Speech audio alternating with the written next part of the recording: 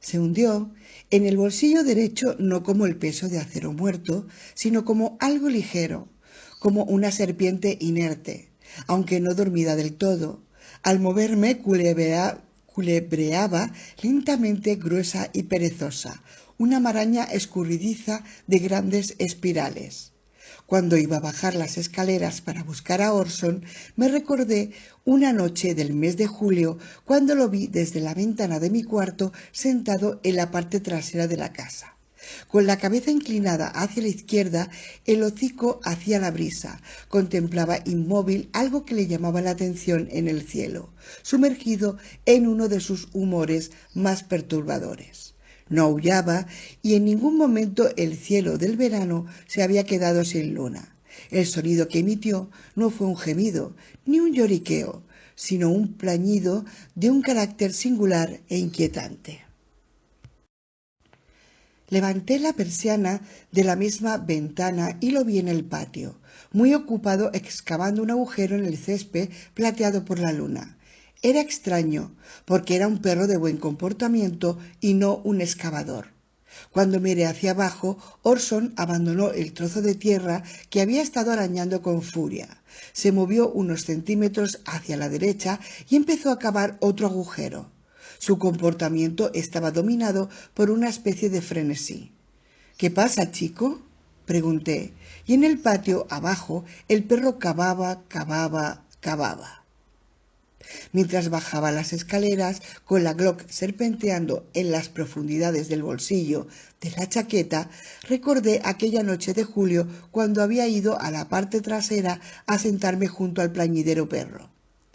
Su llanto se hizo tan débil como el silbido de un soplador de vidrio dando forma a un vaso sobre la llama, tan suave que ni siquiera molestó a nuestros vecinos más próximos, aunque en aquel sonido había tal dolor que me estremecí. Aquel llanto procedía de un sufrimiento más oscuro que el cristal más oscuro, y de una forma tan extraña que ningún soplador de vidrio hubiera conseguido dar al cristal. No estaba herido y no parecía enfermo. Lo único que saqué en claro fue que la visión de las estrellas le atormentaba. Y si la visión de los perros es tan deficiente como nos han dicho, no pueden ver brillar las estrellas. Quizás hasta ni siquiera las ven. ¿Por qué las estrellas provocaban en Orson tal angustia? La noche no era más oscura que otras. Sea lo que fuere, contemplaba el cielo y emitía sonidos atormentados y no respondía a mi voz de consuelo. Cuando le puse una mano en la cabeza y le acaricié el lomo, le recorrió un estremecimiento. Se levantó y se alejó. Luego se volvió y me miró desde la distancia, y juró que durante unos instantes me odió. Me quería como siempre. Todavía era mi perro, después de todo, y no podía dejar de quererme, pero al mismo tiempo me odiaba con intensidad. En el aire cálido del mes de julio pude sentir la fría aversión que irradiaba en él. Caminó por el césped, mirándome, sosteniendo mi mirada como solo él entre todos los perros es capaz de hacer, y mirando hacia el cielo alternativamente, ora tenso y temblaba con rabia, ora débil y gimoteando con lo que parecía un sentimiento de desespero. Cuando le hablé de ello a Bobby Holloway, dijo que los perros son incapaces de odiar a nadie o de sentir nada tan complejo como desespero, que su vida emocional es tan simple como su vida intelectual. Oye, Snow, si vas a quedarte aquí jodiéndome con esta mierda New Age, ¿por qué no vas ahora a comprar una pistola y me vuelas los sesos? Sería más de agradecer que la muerte lenta y dolorosa con la que me estás castigando, aporreándome con tus tediosas historietas y tus imbéciles filosofías. Existen límites en la paciencia humana, San Francisco. Hasta en la mía, dijo Bobby cuando yo insistí en la interpretación. Yo sé lo que sé. Sin embargo, y sé que Orson me odiaba aquella noche de julio, me odiaba y me quería, y sé que había algo en el cielo que le atormentaba y le llenaba de desespero. Las estrellas, la oscuridad o quizá algo que imaginaba. ¿Los perros pueden imaginar? ¿Por qué no? Sé que sueñan, los he observado mientras duermen, patean cuando sueñan que persiguen conejos, suspiran y gimotean, y gruñen en sueños a sus adversarios. La adversión de Orson de aquella noche no me hizo temer por mí, sino que me hizo temer por él. Yo sabía que su problema no era que padeciera una enfermedad o un desequilibrio psíquico que pudiera constituir un peligro para mí, sino que era una dolencia del alma. Bobby se enfurece ante la mención del alma en los animales y farfulla por último con divertida incoherencia. Podría vender entradas. Prefiero abrir una botella de cerveza, recostarme y asistir solo al espectáculo. Aves del día, que yo solo había visto en las películas, y abejas y mariposas, y sombras de tinta pura y afiladas como cuchillos en los bordes como nunca podían ser durante la noche. Me fue imposible sumergirme en un sueño reparador porque estaba lleno hasta los bordes de un amargo anhelo. Ahora, casi 3 años más tarde, abrí la puerta de la cocina y entré en el porche de la parte de atrás, deseando que Orson no se encontrara hundido en el desaliento. Ninguno de los dos tenía tiempo para las terapias. Tenía una bicicleta en el porche. Bajé los peldaños y la llevé rodando hasta el ocupado perro. En el extremo sureste del césped había hecho media docena de agujeros de distinto diámetro y profundidad, y tuve la precaución de no meter un tobillo en ninguno de ellos. En paralelo a este cuadrante del césped había desparramados terrones de tierra y césped que había arrancado con sus garras. ¿Orson? No respondió. Ni siquiera hizo una pausa en su actividad frenética. Me mantuve apartado de él para evitar la rociada de porquería que retiraba con sus patas delanteras y me puse frente al hoyo que estaba haciendo. Tío, dije.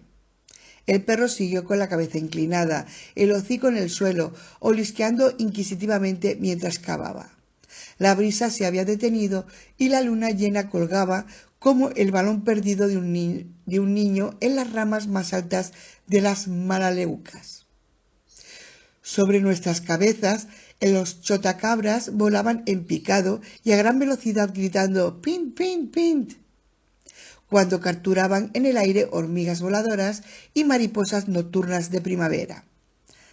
¿Has encontrado buenos huesos?, pregunté a Orson, observando su trabajo. Dejó de cavar, pero no dio muestras de reconocerme. Olisqueó con apremio la tierra fresca, cuyo aroma llegaba hasta mí. ¿Quién te ha dejado salir? Sasha podía haberlo sacado para que hiciera sus necesidades, pero después lo hubiera devuelto a la casa. ¿Sasha?, pregunté a pesar de todo.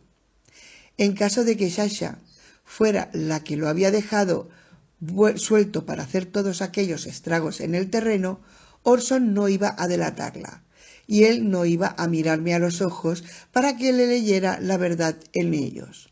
Abandonó el agujero que acababa de hacer, volvió al anterior, lo olisqueó y se puso a trabajar de nuevo, buscando relacionarse con perros en China. Quizás sabía que papá había muerto. Los animales saben esas cosas, como Sasha me había contestado antes. Quizás su laborioso trabajo de excavación era la manera que tenía Orson de sacudirse la pena. Dejé la bicicleta en el suelo y me agaché frente al fanático excavador. Lo sujeté por el collar y con suavidad le obligué a prestarme atención. ¿Qué pasa contigo? Había en sus ojos la oscuridad de la tierra devastada, no la brillante oscuridad del cielo cubierto de estrellas. Eran profundos e inescrutables. Tengo 2 plazas, muchacho, le dije. Quiero que vengas conmigo. Lanzó un gemido y torció la cabeza mientras contemplaba toda la devastación a su alrededor, como diciendo que no quería dejar sin acabar toda su labor. Voy a ver a Sasha y no quiero que te quedes aquí solo. Levantó las orejas, aunque no por la mención del nombre de Sasha o por cualquier cosa que yo acabara de decir. Torció su poderoso cuerpo por donde lo tenía agarrado y se quedó mirando la casa. Cuando solté el collar, Avanzó por el césped y luego se detuvo a poca distancia del porche. Se quedó allí atento, con la cabeza levantada, completamente inmóvil, alerta. —¿Qué pasa, colega? —murmuré. A una distancia de 15 o 20 pies, sin brisa y en el silencio de la noche, apenas pude oír su gruñido. Antes, cuando salí de casa, había cerrado todos los interruptores, dejando detrás de mí las habitaciones oscuras. Todo estaba oscuro y no vi ningún rostro fantasmal en ninguno de los paños. Pero Orson sintió algo, porque empezó a alejarse de la casa. De pronto dio la vuelta rápidamente y con la agilidad de un gato vino disparado hacia mí. Aparté la bicicleta de su lado y la dejé sobre las ruedas. Con la cola baja, aunque no entre las patas, las orejas aplastadas contra la cabeza, Orson se dirigió a la puerta trasera. Confiando en los sentidos del perro, me reuní con él junto a la puerta. La propiedad está rodeada por una valla de cedro plateado tan alta como yo, y la puerta también es de cedro. Sentí el frío de la aldabilla en los dedos. La corrí despacio y maldije en silencio el chirrido de la bisagra. Más allá de la puerta hay un sendero de tierra batida bordeado de casas por un lado y un estrecho bosquecillo de viejos eucaliptos australianos por el otro. Mientras atravesaba la puerta pensé que quizás alguien nos estaba esperando, pero el sendero estaba desierto. Hacia el sur, más allá del bosquecillo de eucaliptos, hay un campo de golf y luego el Moonland Bay Inn y el Country Club. A aquellas horas de un viernes por la noche, visto a través de los troncos de los árboles, el campo de golf era tan negro y ondulante como el mar, y el brillo de las ventanas ambarinas del hotel parecía el de los portales de un magnífico crucero con destino al lejano Tahití. A la izquierda, el sendero ascendía por la colina y se dirigía hacia el centro de la ciudad, y finalmente acababa en el cementerio contiguo a la iglesia católica de San Bernadette. A la derecha bajaba hacia los llanos, el puerto y el Pacífico.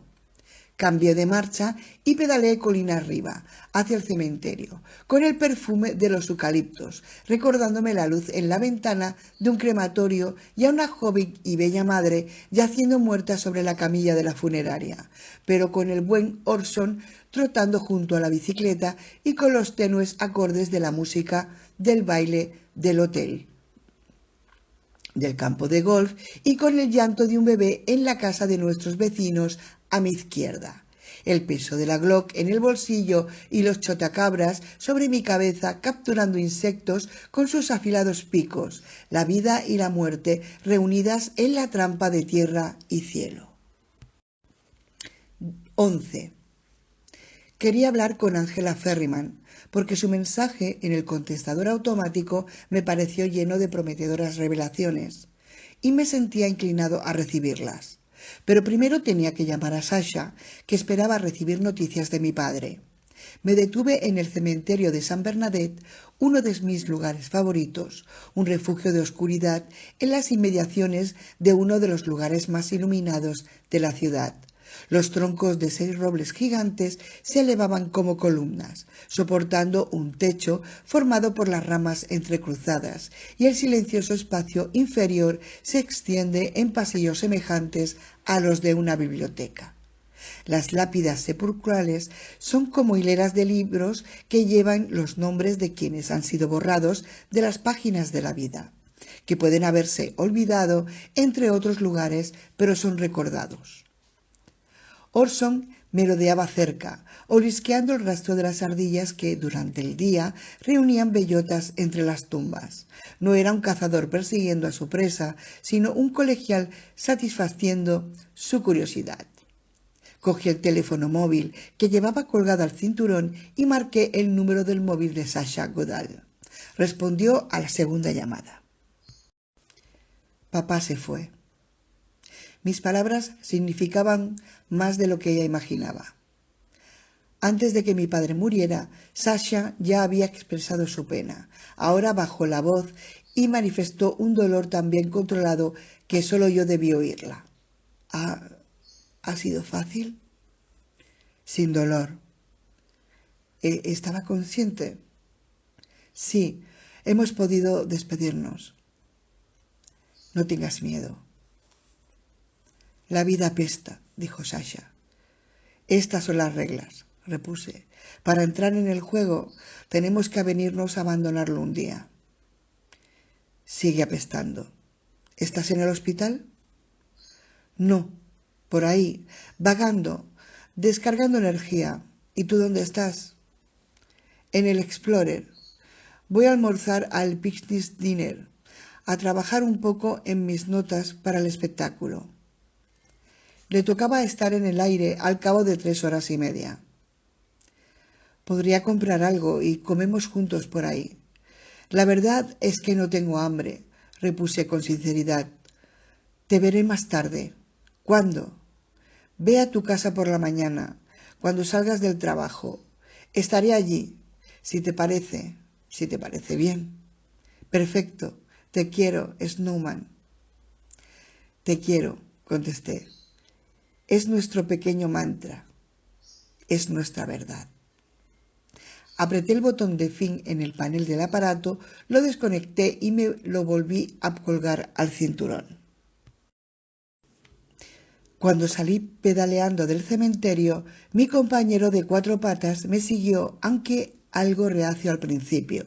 Iba con la cabeza llena de misteriosas ardillas. Me dirigí a casa de Angela Ferryman, tan rápido como me fue posible, por caminos en los que era fácil no encontrar mucho tráfico y por calles con farolas bien espaciadas. Cuando no tenía otra elección y pasaba bajo racimos de bombillas, pedaleaba fuerte. Orson adaptaba su paso al mío. Parecía más feliz que antes, ahora que podía trotar a mi lado, más negro que la sombra que yo proyectaba. Solo nos cruzamos con 4 vehículos y cada vez aparté la vista y miré hacia otro lado para evitar las luces delanteras. Ángela vivía en un barrio lujoso, en un encantador chalet de estilo español, resguardado bajo magnolios que todavía no habían florecido. En las habitaciones delanteras no había luz. Entré por una puerta lateral que estaba abierta y que daba a un cenador cubierto. Las paredes y el techo arqueado del cenador estaban entretejidas con jazmín. En verano, las finas flores blancas de 5 pétalos debían de amontonarse con tanta abundancia que la celosía parecería envuelta en múltiples capas de encaje. En esta época del año, las hojas verde oscuro se animaban con capullos como girándulas. Mientras aspiraba profundamente la fragancia del jazmín, saboreándola, Orson estornudó 2 veces. Saqué la bicicleta de la glorieta, la llevé a la parte trasera del chalet y la apoyé contra uno de los postes de madera roja que sostenían la cubierta del patio. Vigila, le dije a Orson, es importante y muy serio. Se esponjó como si comprendiera el encargo. Quizá lo comprendió, no importa lo que dijeran Bobby Holloway y el racionalismo. Tras las ventanas de la cocina y las cortinas translúcidas observé el lento parpadeo de la luz de una vela. La puerta tenía 4 pequeños paños de cristal. Di unos suaves golpecitos en uno de ellos. Angela Ferryman apareció detrás de la cortina. Sus inquietos ojos se clavaron en mí y luego se dirigieron rápidamente al patio, como para asegurarse de que venía solo. Me introdujo en el interior y cerró la puerta detrás de nosotros. Se comportaba como si formáramos parte de una conspiración. Ajustó la cortina hasta convencerse de que no quedaba ningún resquicio por el cual pudieran espiarnos. En la cocina la temperatura era agradable, pero Ángela llevaba encima no solo una sudadera gris, sino también un jersey de lana azul marino. El jersey de punto podía ser de su difunto marido porque le llegaba hasta las rodillas y los hombros hasta los codos. Se había enrollado las mangas y las daba vueltas que eran tan gruesas como grandes esposas de acero. Envuelta en tanta ropa, Ángela parecía aún más delgada y más diminuta. Evidentemente era friolenta, estaba temblando y sin color. Me abrazó, como siempre. Fue un abrazo violento, huesudo, fuerte, pero entonces observé en él un cansancio desacostumbrado. Me sentó ante la mesa de pino barnizado y me invitó a que lo hiciera en una silla frente a ella. Me saqué la gorra y pensé en quitarme también la chaqueta. En la cocina hacía demasiado calor, pero llevaba la pistola en el bolsillo y temí que se pudiera caer al suelo o chocar contra la silla cuando sacara los brazos de las mangas. No quise alarmar a Ángela, seguro que se asustaría al ver el arma. En el centro de la mesa había 3 velas votivas en unos pequeños recipientes de cristal rojo rubí. Venas de un débil resplandor de luz roja atravesaban el pino barnizado. En la mesa también había una botella de brandy de albaricoque. Ángela me dio un vaso y yo lo llené hasta la mitad. Su vaso estaba lleno hasta el borde y no era el primero que se servía.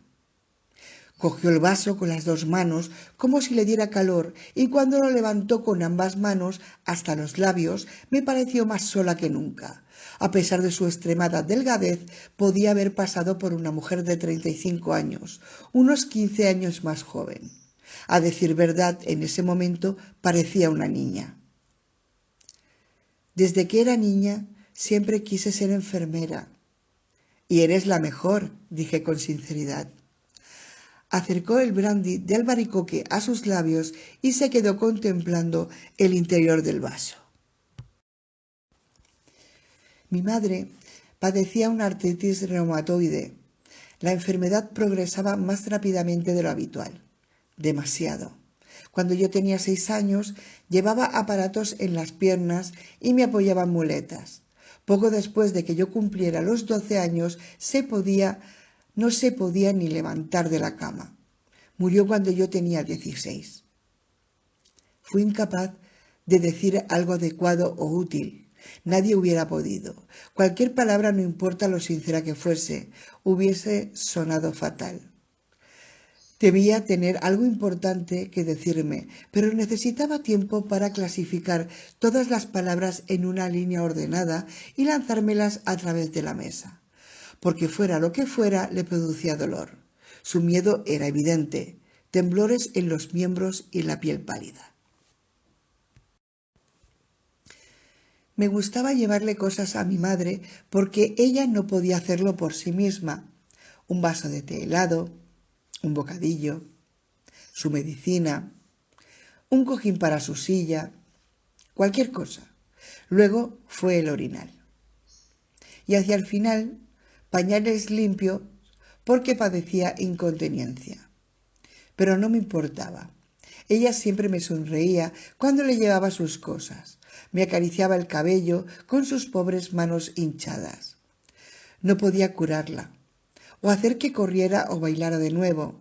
No podía aliviar su dolor o su miedo, pero podía cuidarla, hacer que se sintiera cómoda, vigilar su estado y hacer todo aquello que para mí era más importante que todo lo demás, dijo hablando despacio y escogiendo las palabras.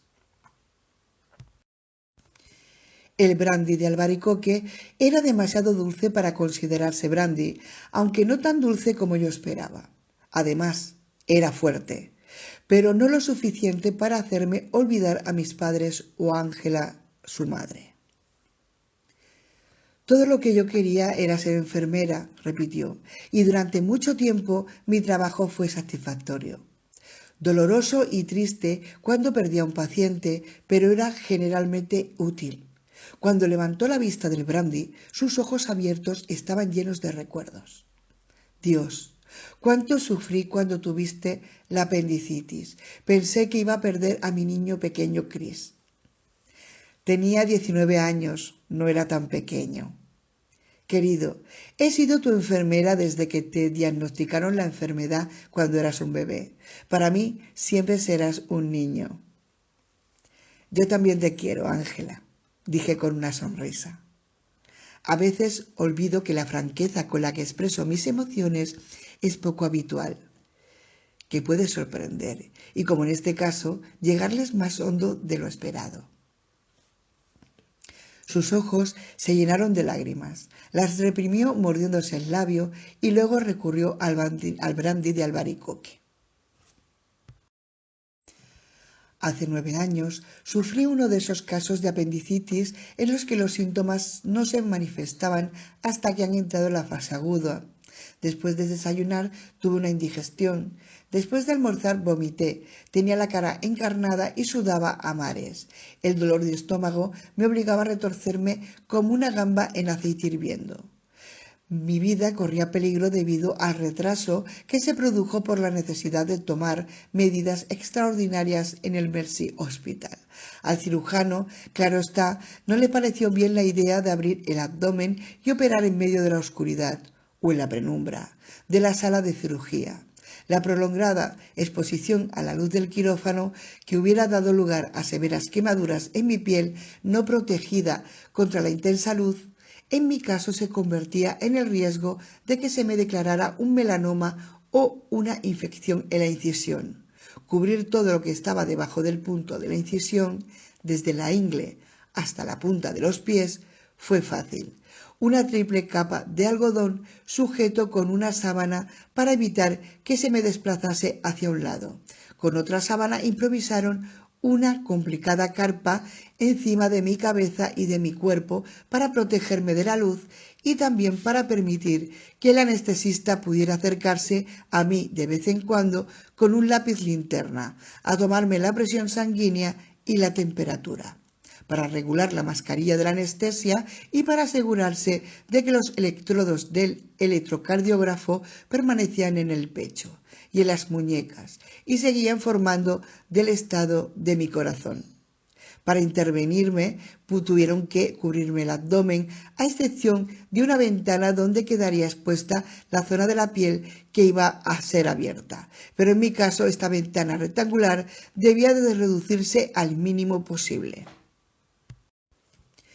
con los retractores para mantener la incisión abierta y el uso juicioso de la cinta para proteger la piel hasta los labios del corte. Se atrevieron a abrirme. Cuando los cirujanos pudieron meterse en mis tripas y empezar la operación, el apéndice ya había estallado. A pesar de todas las medidas de higiene, sobrevino una peritonitis, un absceso seguido de una septicemia que requirió una segunda intervención quirúrgica 2 días después. Tras haber estado muy cerca de la muerte y haberme recuperado de la septicemia, viví unos meses con la expectativa de que se desencadenase algún problema neurológico relacionado con el XP. Generalmente sucede después de una quemadura o de exposiciones a la luz, o por razones que se ignoran, pero en ocasiones la aparición puede deberse a un trauma o shock físico, temblores en la cabeza y en las manos, pérdida de oído, dificultad en el habla y hasta el deterioro mental. Esperé los primeros síntomas de un progresivo e irreversible desorden neurológico, pero no se presentaron. El gran poeta William Dean Howells escribió que la muerte está en el fondo del vaso de todo el mundo, pero en el mío todavía queda un poco de té dulce. Y brandy de albaricoque. Siempre quise ser enfermera. Y mírame ahora, dijo Ángela después de tomar otro trago de vaso cordial. ¿Qué quieres decir?, pregunté, porque observé que esperaba una respuesta. La enfermería está relacionada con la vida. Ahora yo me ocupo de la muerte, dijo mirándome a través del vaso color rubí en el que se reflejaban las llamas. No sabía lo que aquello significaba y esperé. He hecho cosas terribles, dijo. No puedo creerlo. He visto a otros hacer cosas terribles y no he intentado detenerles. También soy culpable.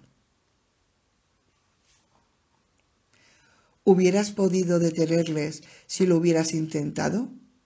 Se quedó pensativa unos instantes. No, respondió, aunque no parecía más aliviada. No puedes cargar con la culpa de todos. Sería preferible que algunos de nosotros lo hiciéramos, replicó. Me quedé callado para darle tiempo. El brandy era excelente. Será mejor que te lo cuente y ha de ser ahora. No tengo mucho tiempo. Me estoy transformando. ¿Transformando?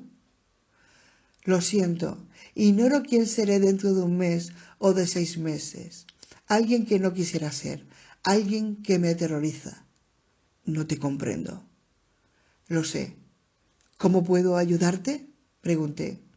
Nadie puede ayudarme. Ni tú ni yo. Ni siquiera Dios.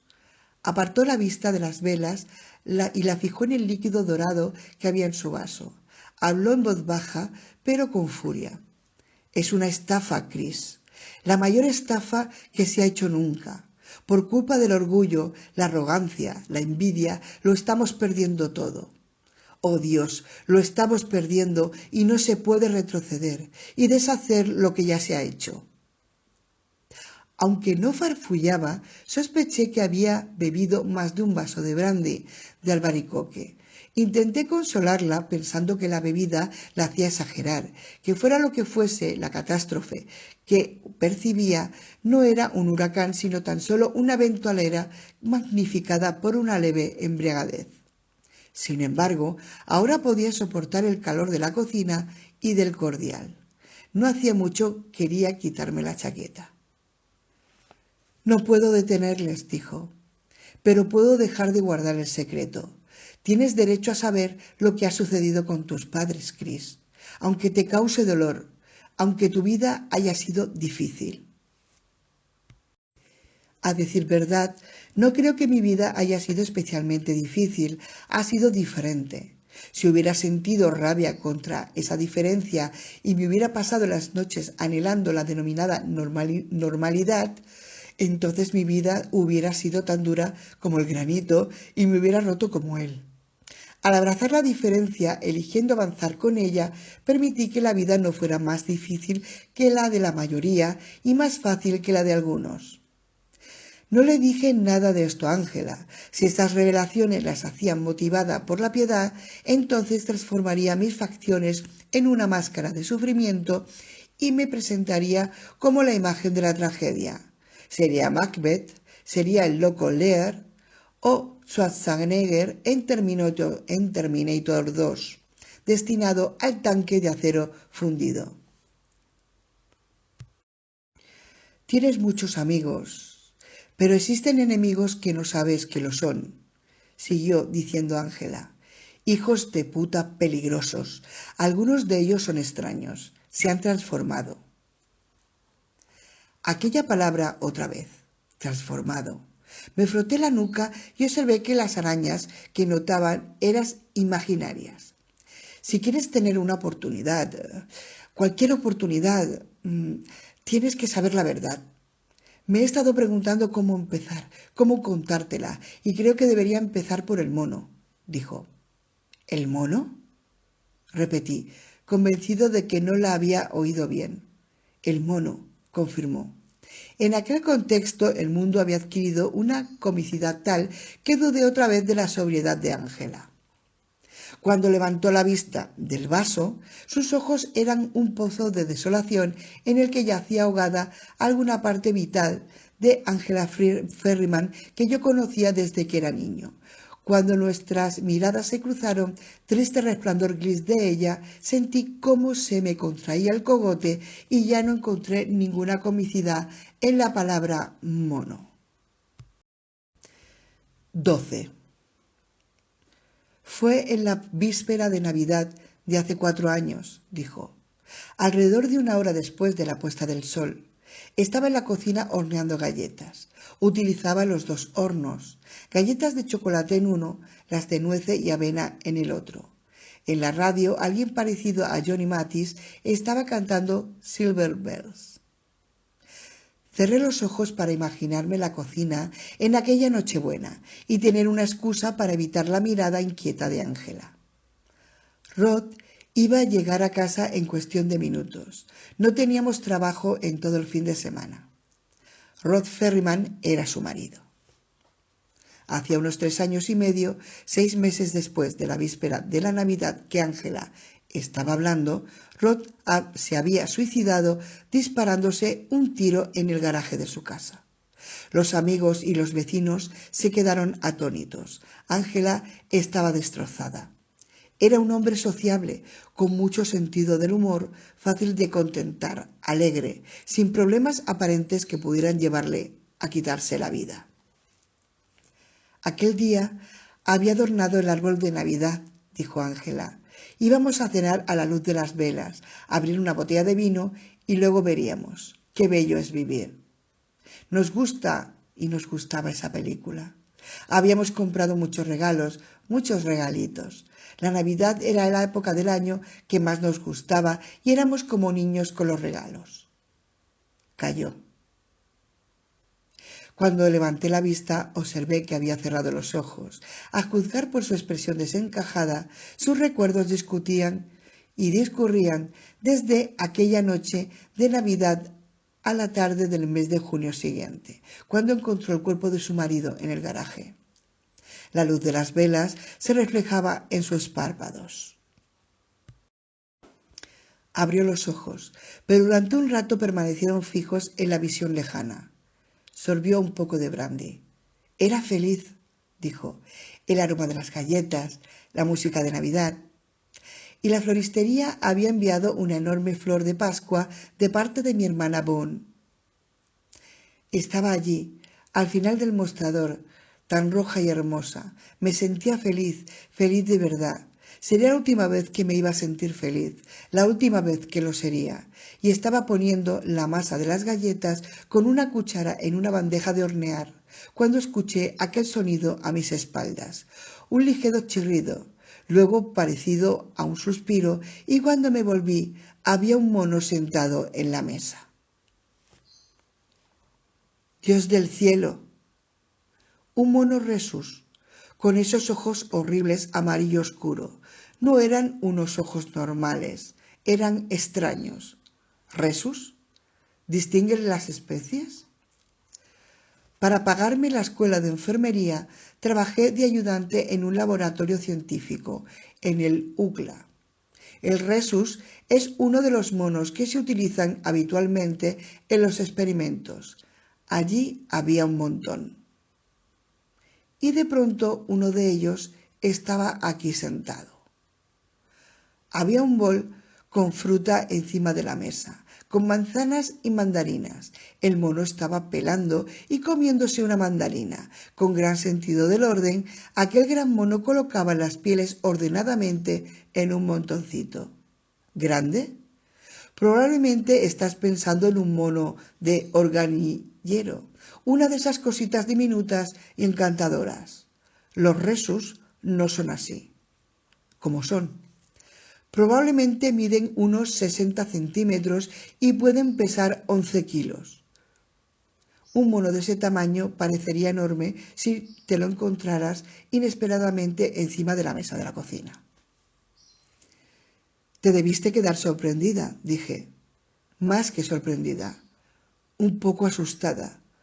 Sé lo fuertes que son esos jodidos para su tamaño.